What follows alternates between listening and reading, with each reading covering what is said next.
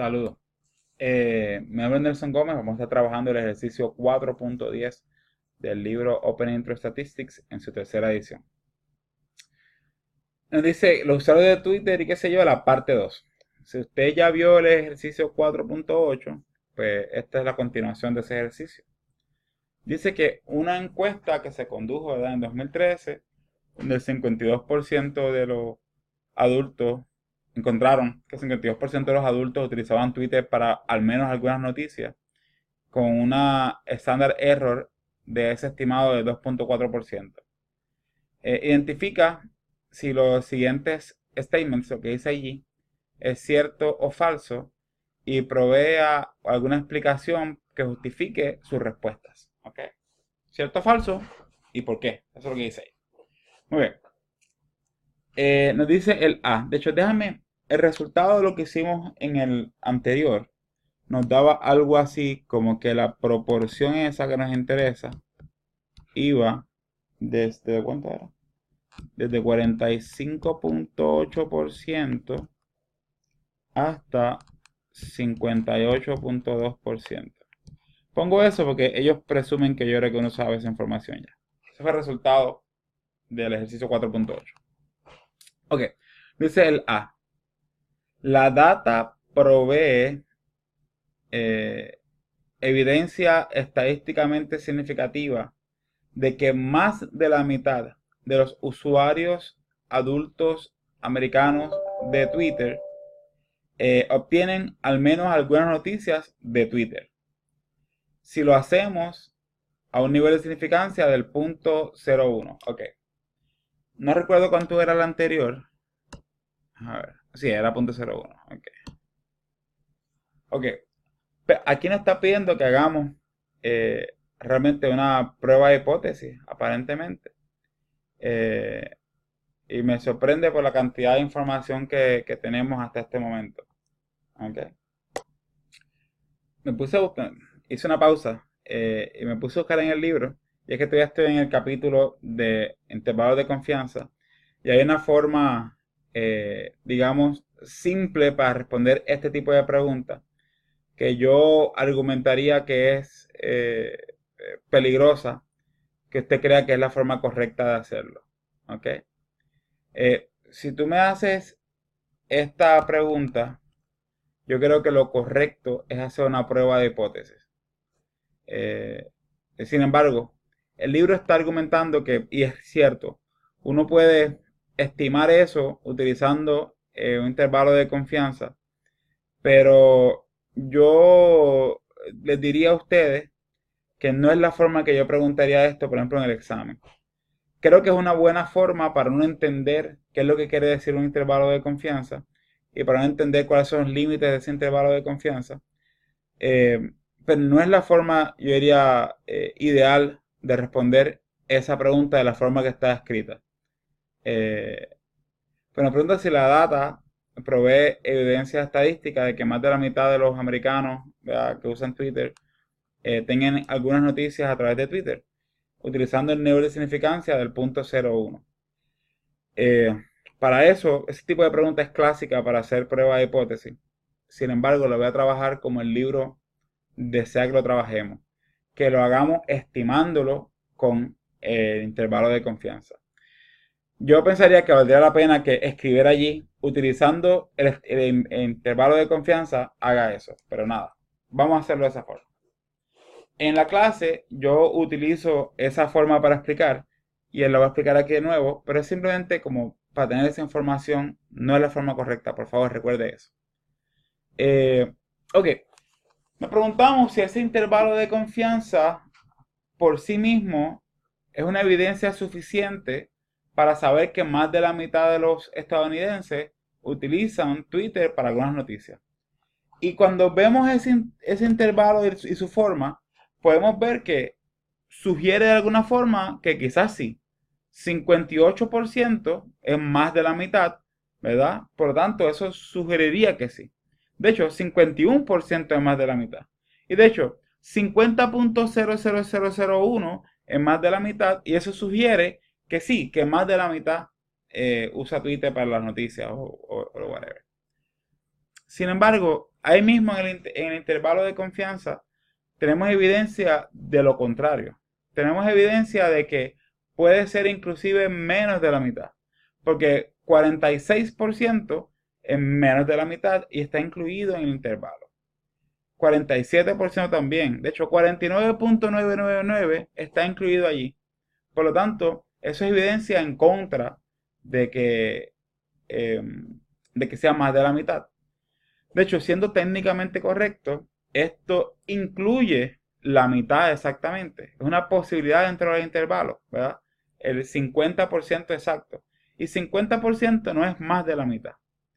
Por lo tanto, aunque tenemos una evidencia que nos muestra de alguna forma que podría ser más de la mitad, es una evidencia contundente a ese nivel de significancia de 0.01, porque les recuerdo que el intervalo que hicimos allí era 99% de confianza, y hay relación entre ese alfa de 0.01 y el nivel de confianza de 99%, de ahí es que sale, ¿ok? Entonces podemos ver en ese caso que no tenemos evidencia suficiente para que fuera más de la mitad de los adultos americanos. Para yo tener más evidencia o evidencia contundente, ese intervalo tendría que ser, qué sé yo, 51% a, qué sé yo, 58%, qué sé. Si el intervalo completo de 99% de confianza estaba por encima del 50%, ok, se trancó. Muy bien, vamos a ver si regresa por sí mismo y no tengo que seguir haciendo el video y hacer un video nuevo por culpa de eso. Así que acompáñenme esperando a ver que Microsoft haga lo que Microsoft hace muy bien. Interrumpir a una mitad. Pero pareciera que está cumpliendo con la expectativa de regresar, aunque por lo que veo me borró lo último que escribí. También esos ruiditos especiales. Nada, déjame darle pausa a ver si esto acaba pronto. Ok, nada, acabo ya. Ok, le estaba comentando que si fuera de 51% a 58% lo que nos da el intervalo de confianza, en ese caso sí podríamos pensar que más de la mitad de los adultos americanos, de nuevo, reconociendo que no es la forma correcta de hacer esto, debería ser con la prueba de hipótesis. Pero esta evidencia que tenemos acá, que corre desde más bajito del 50% hasta más alto del 50%, no es evidencia suficiente para probar que más de la mitad de los estudiantes americanos, adultos estadounidenses o americanos utilizan Twitter para algunas noticias. Muy bien. Viene, nos pregunta, o sea, ese sería falso, ¿verdad? La respuesta es, este era un cierto falso, así que este sería falso. Nos dice, como el estándar error es 2.4%, podemos concluir que 97.6% de todos los usuarios adultos estadounidenses de Twitter fueron incluidos en este estudio. Yo no tengo mucho más que decir que eso es un tremendo disparate, ¿verdad? Déjame ponerle falso. Pero es un tremendo disparate porque el estándar error no tiene que ver con, en esencia, que es o todos los americanos, el estándar error son los que no. Recuerdo que el estándar error es una formulita que en general funciona en esencia de la siguiente forma. Es la desviación estándar sobre la raíz de n, ¿verdad? En esencia esa es la fórmula común. Si vemos como quiera, utilizándolo para el p-hat, que fue lo que vimos en el caso anterior, eso sería algo así como p-hat por 1 menos p-hat sobre n. Todo eso es la raíz cuadrada. El estándar error no viene de literalmente que si faltó 2.4% de las personas de la muestra. No es eso. No es eso.